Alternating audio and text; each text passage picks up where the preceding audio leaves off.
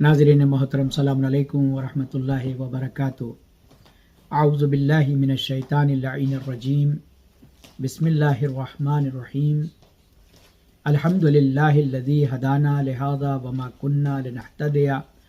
لولا ان ہدانا اللہ لقد جاءت رسل ربنا بالحق ثم الصلاة والسلام علی اشرف الانبیاء والمرسلین سیدنا و نبینا و شفیعنا و حبیب قلوبنا و طبیب نفوسنا مولانا و مولا الکونین جد الحسن والحسین ابی القاسم مصطفیٰ محمد، اللہم صل علی محمد وآل محمد وعلی اہل بیتہ الطیبین الطاہرین، اما بعد، بسم اللہ الرحمن الرحیم۔ اللہم حبب الی فی الاحسان وکرہ الی فیہ الفسوق والعصیان وحرم علی فیہ سخط والنیران بعونک یا غیاث المستغیثین۔ صادق آل محمد علیہ السلام ماہ مبارک رمضان کے ہر روز کی دعا میں 11ویں روزے کی دعا میں ارشاد فرماتے ہیں کہ خدایا آج کے دن نیکی کو میرے لیے پسندیدہ فرما دے اور فسوق اور فجور سے میرے لیے ناپسندیدہ قرار دے، اور آج کے دن میں اپنے غضب اور جہنم کی آگ سے مجھ پر حرام کر دے، اور اپنی مدد سے اے فریاد کرنے والوں کے فریاد رس۔ آج کی اس دعا میں صادق آل محمد علیہ السلام نے 3 مہم باتوں کا ذکر کیا ہے۔ نیکیوں سے محبت کی دعا کی گئی کہ خدا میرے لیے نیکیوں کو محبوب قرار دے، میرا دل نیکیوں میں لگے اور نیک کاموں کو میں اپنی دل و جان سے پسند کروں۔ فسق و فجور اور گناہ سے میرے دل میں ان کی نفرت پیدا ہو جائے، اور میں بنا بر نفرت تیری معصیت سے نفرت کروں، گناہوں سے نفرت کروں، اور ہر اس چیز سے جو فسق و فجور میں آتی ہے ان سے میں نفرت کروں۔ تیسرا، اللہ کے غیظ اور غضب اور آتش جہنم سے نجات کی دعا طلب کی گئی ہے۔ پہلے فقرے میں اللہم حبب الی فیہ الاحسان، عربی زبان میں نیکی اور حسن عمل کو احسان کہتے ہیں۔ حسن کی جمع احسان ہے۔ جس عمل کو اردو میں احسان کہا جاتا ہے اسے عربی زبان میں امتنان کہا جاتا ہے۔ لہذا قرآن کریم میں وبالوالدین احسانا، احسان یعنی کسی کے اوپر احسان کرنا، کسی یعنی اردو زبان والا امتنان کرنا، جبکہ والدین پر اولاد کس طرح سے احسان کرے گی، کس طرح سے ان کے اوپر جو ہے کسی وزن کو ڈالے گی، کسی چیز کو، تو لہٰذا یہاں پر وہ بالوالدین احسانہ سے مراد اپنے والدین کے ساتھ نیکی کرو۔ کہتے ہیں کہ اس کا ہرگز مطلب والدین پر احسان اور منت کرنے کا مطلب نہیں ہے۔ کہتے ہیں کہ اس کا مطلب نیکی اور بھلائی اور حسن عمل کو کہا جاتا ہے۔ سوال یہ ہے کہ جب انسان فطری طور پر اچھائیوں سے محبت کرتا ہے تو پھر دعا کی کیا ضرورت ہے کہ یہ دعا کی جائے کہ خدایا میرے لیے نیکی کو محبوب قرار دے۔ در حقیقت ہوتا ایسا ہے کہ کبھی کبھی جب انسان گناہوں کی دنیا میں رہتا ہے اور گناہوں کو عام سمجھنے لگتا ہے، اس پہ اس کو کوئی اعتراض نہیں ہوتا، امر بالمعروف کرنا بند کر دیتا ہے، نہی عن المنکر کو وہ انجام نہیں دیتا ہے، تو ایسے میں انسان کے ساتھ کیا ہوتا ہے کہ اس کو برائیاں نیکی لگنے لگتی ہیں۔ قرآن کریم میں بھی 4 طرح کے گناہگار اللہ سبحانہ وتعالیٰ نے بیان کیے ہیں، اور کہا ہے کہ 4 طرح کے گناہگاروں میں سے 3 قسم کے گناہگاروں کو میں معاف کر دوں گا۔ پہلا، وہ گناہگار جن کو پتہ نہیں ہے یہ گناہ ہے، اگر وہ گناہ کرتے ہیں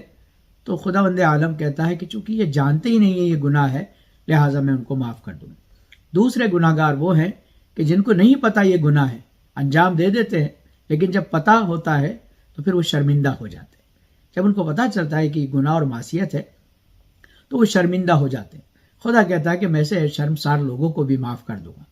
تیسرے وہ گناہگار کہ جن کو پتا ہے یہ گناہ ہے، گناہ کو انجام بھی دیتے ہیں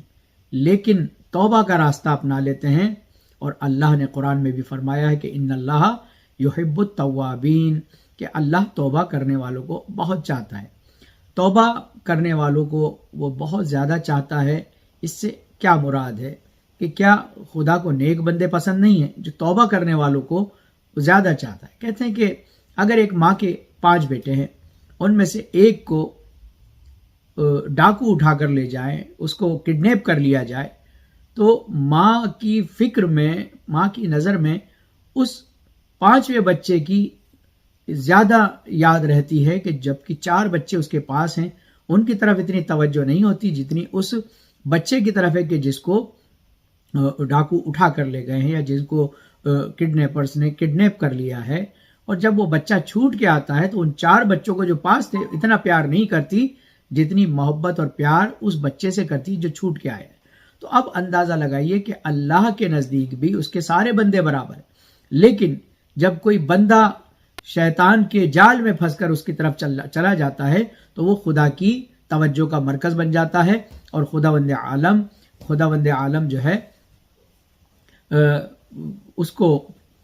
کی طرف تب متوجہ رہتا ہے، اور وہ انتظار کرتا ہے اس کا کہ وہ کب توبہ کا راستہ اپنائے اور اس کو وہ معاف کرے اور اپنے پاس بلا لے۔ تب جب کوئی بندہ شیطان کے چنگل سے توبہ کے ذریعے سے واپس آتا ہے تو خداوند عالم کہتا ہے ان اللہ یحب التوابین، اللہ توبہ کرنے والوں کو بہت زیادہ چاہتا ہے۔ تو پتہ چلا کہ وہ گناہگار کہ جن کو پتا ہے کہ یہ گناہ ہے انجام دیتے ہیں لیکن وقت رہتے توبہ کر لیتے ہیں، خدا کہتا ہے میں ایسے گناہگاروں کو بھی معاف کر دوں گا۔ لیکن چوتھے قسم کے گناہگار وہ ہیں کہ جو گناہوں کو نیکی سمجھ کے انجام دیتے ہیں، گناہوں کو نیکی سمجھ کے انجام دیتے ہیں۔ خدا کہتا ہے کہ اس چوتھی قسم کے گناہگاروں کو میں کبھی معاف نہیں کروں گا۔ آپ نے دیکھا ہوگا تاریخ میں بھی ایسا واقعہ پیش آیا ہے کہ تاریخ میں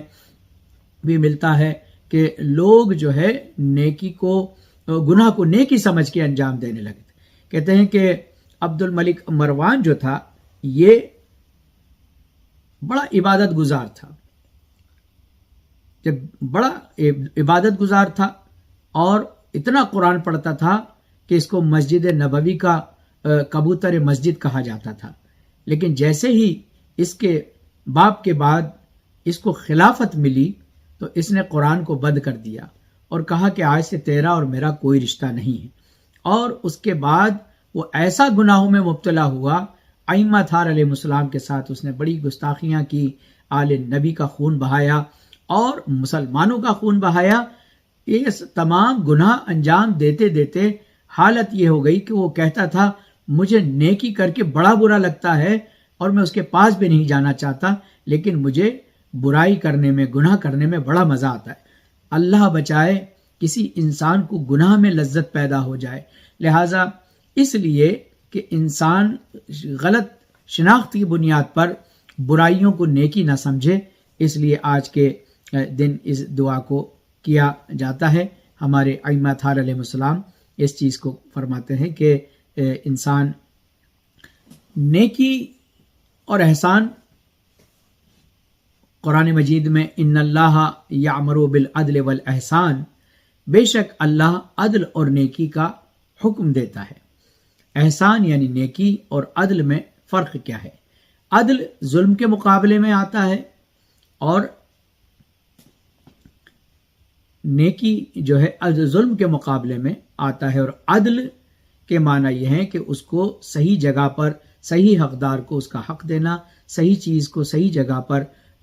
رکھنا، یہ عدل کے معنی میں آتا ہے۔ تو کہتے ہیں کہ حقوق کی رعایت کرنا ہی ایسا نہیں ہے کہ انسان اپنے ہی حقوق کی رعایت کرے، بلکہ دوسروں کے حقوق کی بھی رعایت کرنا نیکی اور احسان کہلاتا ہے۔ اور جو ہے ہر خیر کو اللہ سبحانہ وتعالی برکت دیتا ہے، یعنی ان کی خطاؤں سے بھی درگزر کرنا اور عفو و بخشش کا کام لینا۔ اگر ہم کسی سے درگزر کرتے ہیں، ان کے گناہوں ان کی کوتاہیوں کو معاف کرتے ہیں، تو خدا سے بھی ہم یہ امید لگا سکتے ہیں کہ وہ بھی ہماری کوتاہیوں کو معاف کرے گا، ہمارے ان چیزوں کو۔ تو کہتے ہیں کہ قارون کا بھی مسئلہ یہی تھا کہ قارون جو ہے موسیٰ علیہ السلام کے زمانے میں تھا، اور اس کو اللہ سبحانہ وتعالیٰ نے بڑا مال دیا، بڑا پیسہ دیا، بڑا مال تھا اس کے پاس، اللہ کی دی ہوئی دولت، لیکن وہ متکبر ہو گیا اور اس نے جو ہے لوگوں پر ظلم کرنا شروع کیا اور بہت تکبر سے کام لیتا۔ حضرت موسیٰ نے بھی سمجھایا اور قوم نے بھی سمجھایا، لیکن وہ غرور اور تکبر سے باز نہیں آیا، تو اللہ سبحانہ وتعالیٰ نے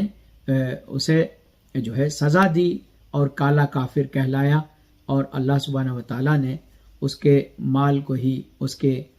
خاتمے کا ذریعہ قرار دے دیا۔ کہتے ہیں کہ نیکی کی جزا سے متعلق امام علی رضا علیہ السلام ایک واقعے کو نقل کرتے ہیں۔ آپ فرماتے ہیں کہ بنی اسرائیل کے زمانے میں ایک مرتبہ بہت سخت قحط پڑا، بہت سوکھا پڑا، فصلیں نہیں تھی، مویشی مر رہے تھے، پانی کی کمی تھی، کھانے کی کمی تھی۔ لیکن ایسے ماحول میں ایک خاتون تھی کہ جو جنگل میں زندگی بسر کیا کرتی تھی، اس کا ایک بیٹا تھا، اور اس کے پاس کچھ نہ بچا، ایک روٹی کا سوکھا ہوا ٹکڑا تھا کہ جو اس کے پاس رکھا تھا، اس نے اسی کو گیلا کر کے اس لائق بنایا کہ کھایا جائے۔ ابھی وہ اپنے بیٹے کے منہ تک اس روٹی کے ٹکڑے کو پہنچانا ہی چاہتی تھی کہ کسی نے آواز دی کہ کون ہے جو میری بھوک کو مٹائے۔ اس بیوی نے اپنے بچے کے منہ کا نوالا لے کر اس آنے والے فقیر کو دے دیا اور بچے کو آغوش میں لے کر جنگل کی طرف لکڑیوں کو جمع کرنے کے لیے چلی گئی۔ اس نے اپنے بیٹے کو ایک جگہ بٹھایا اور لکڑیاں چن رہی تھی کہ ایک بھیڑیا آیا اور اس کے بچے کو اٹھا کر لے گیا۔ یہ بڑی پریشان تھی، اس بھیڑیے کے پیچھے تھی۔ جبریل امین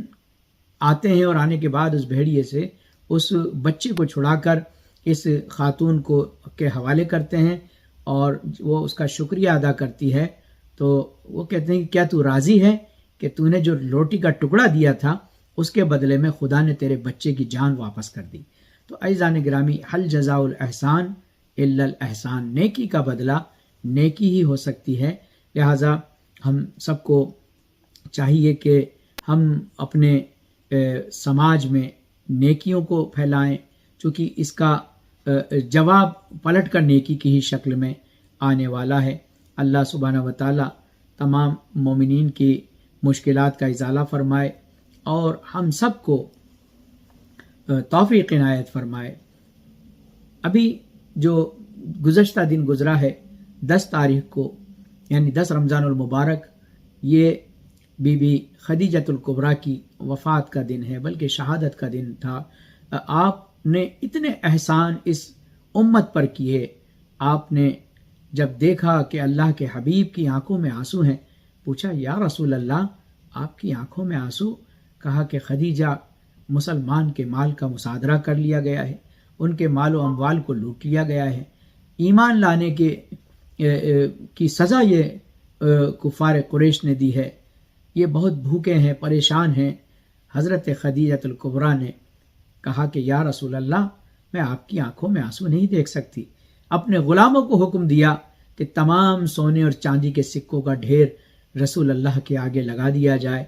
اتنی بلندی تک وہ سکے پہنچ گئے تھے کہ صحابہ کہتے ہیں کہ ہمیں اللہ کا حبیب نظر نہیں آ رہا تھا۔ عزیزان گرامی، یہی وجہ تھی کہ اللہ سبحانہ وتعالیٰ نے کہا کہ اے میرے نبی، جب تم مال اور کی وجہ سے تنگ دستے تھے تو ہم نے آپ کو فاغنا وعائلن فاغنا، جب ہم نے آپ کو بغیر مال کے پایا تو ہم نے تمہیں مال عطا کیا۔ یعنی حضرت خدیجۃ الکبریٰ کے مال کو اللہ سبحانہ وتعالی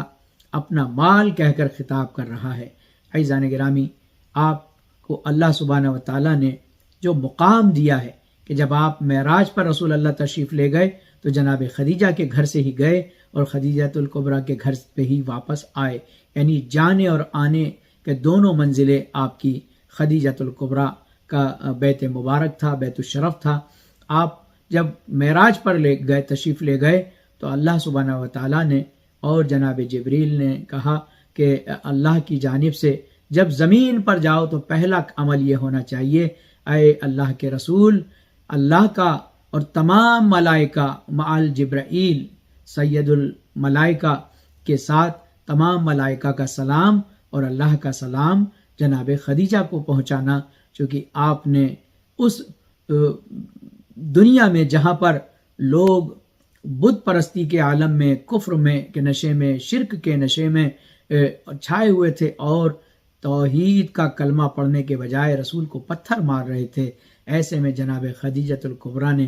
نہ صرف آپ کی پناہ گاہ بنی بلکہ آپ کی تمام امور کی ذمہ داریاں جناب خدیجۃ الکبریٰ نے لی۔ اللہ نے اس بی بی کی نیک سیرت اور نیک عمل کے بدلے میں حل جزاء الاحسان الا الاحسان، جب ہم اور آپ کسی کے ساتھ نیکی کرتے ہیں تو ہمارا لیول ہمارے اعتبار سے ہوتا ہے، لیکن یہ معاملہ اللہ اور اللہ کے حبیب کا تھا، لہٰذا اگر کوئی اللہ کے حبیب کے ساتھ نیکی کرے گا تو خدا اس کی بدلے میں جو نیکی دے گا وہ فاطمہ جیسی بیٹی ہی ہو سکتی ہے، اس سے کم حضرت خدیجۃ الکبریٰ کی لیے انعام اور کچھ نہیں ہو سکتا، چونکہ جناب فاطمہ زہرا سلام اللہ علیہا حضرت خدیجۃ الکبریٰ کو ملی۔ اسی لیے تو کہا جاتا ہے تعریف فاطمہ میں کہ فاطمہ اس ماں کی بیٹی ہے کہ جو بنائے دین اسلام ہے، اور فاطمہ اس بیٹی کی ماں ہے جو بقائے دین اسلام ہے۔ یقیناً آپ کی والدہ ماجدہ حضرت خدیجۃ الکبریٰ کے احسانات کی وجہ سے اسلام پھیلا، اور ان کی بیٹی زینب اولیاء مقام کی وجہ سے اسلام باقی بچا، لہٰذا اللہ سبحانہ و تعالیٰ اس بی بی کے صدقے میں تمام مومنین مومنات کی مطلوبات شرعیہ کو قبول فرمائے، اور دنیا میں ہونے والے ظلم سے جو ہے مظلومین کو نجات عطا فرمائے، بالخصوص فلسطین میں واقع تمام مظلومین کی حمایت فرمائے، حفاظت فرمائے، اور ہم سب کو توفیق عطا فرمائے کہ ہم ان کے لیے دعا بھی کریں، دعا بھی کریں، اور عالم دنیا میں اس دنیا میں جو کچھ ان کے لیے ہم کر سکتے ہیں وہ کریں۔ خداوند عالم اس نیکی کی جزا آخرت میں دے گا۔